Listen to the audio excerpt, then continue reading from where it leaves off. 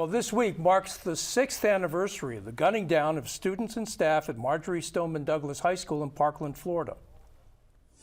Following that incident, the Florida legislature took some measures to try to protect students and teachers. It increased school security and raised the state's legal gun buying age from 18 to 21. In the Florida House, state representatives now are proposing legislation that would restore permission for 18-year-olds to purchase a rifle from a licensed gun dealer. Under the provision, those 18 and older would be able to buy rifles and other long guns in Florida. This would include most shotguns and assault-style rifles. The bill is making its way through the House, but Senate President Pasadomo says it will not be heard in the Senate. So, Mitch, there are several local sponsors of this legislation to roll back some of the increased regulation of guns. Mike Beltran and Bernie Jacques are both co-sponsors of this legislation. Why is this being presented at this time? Why roll back some of the post-Parkland regulations?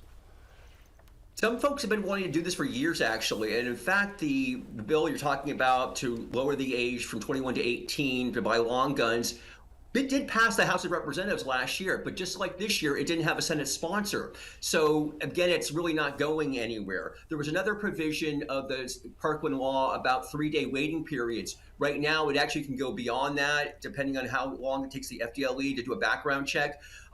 This year, they're trying to, again, get rid of that, make it a firm 3 days. Governor DeSantis has weighed in on that during the campaign trail when he's running for president, saying there should not be any wait, but that is really slowed up as well. You mentioned Mike Beltran from Hillsborough County. He actually proposed a bill for open carry that a lot of the Second Amendment folks have been wanting the last couple of years.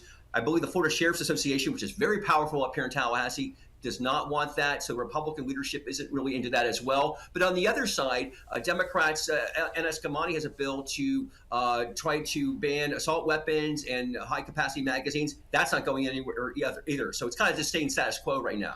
So, Jennifer, it appears that Senate President Pasadomo is against bringing up these gun bills, or this gun bill, in the Senate. So what does that say about Senator Pasadomo to you? It says that I appreciate her efforts, and I also say that it seems that she's looking at the voting population and seeing what people are going to be in support of and not going to be in support of. I think after Parkland, the entire state was really behind stricter gun laws, the whole state, including Governor at that point, Rick Scott. So he signed all this legislation into place knowing the damage that not having it caused. So to see this kind of return to maybe a little bit more moderate, I'm very appreciative. Mm-hmm. And what do you make of the timing of this? I mean, now we're 6 years after Parkland. People's memories are fading. Is this the time to? We're 6 years after Parkland, and on Parkland's anniversary, we had 3 massive mass shootings across this country.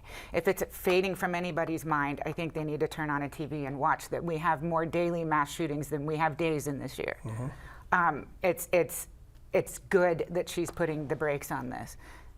It's necessary. Akash, I'm wondering, within the party, do you feel that we're at the right level of regulation? Do Republicans feel that we're at the right level of regulation? Do they want more liberal regulation when it comes to guns, or do they want more restrictions?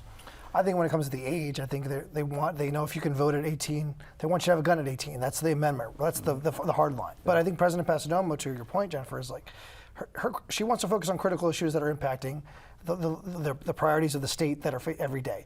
She knows that once you go down this, call it rabbit hole, it's going to take up the whole session and whatever we have left of it. And she's got power. She said, don't bring it to me. And she's literally, well, that's why Mitch said, no senator sponsor it. Yeah. Democrats came out with a statement on Friday saying the Republicans aren't dealing with the real issues that Floridians are facing, and they mentioned once again homeowners insurance. So they're pointing to the culture war issues and the gun issues and saying what the Democrats are saying, why don't you deal with some real issues? What do you say? No, I think that's true. Focus on what you can get done and not focus on things that you're going to just argue about. Because this is going to be an emotional topic. It's going to hit home for a lot of different districts. And we're in election year. So remember, people have to win elections. That's why the session is early.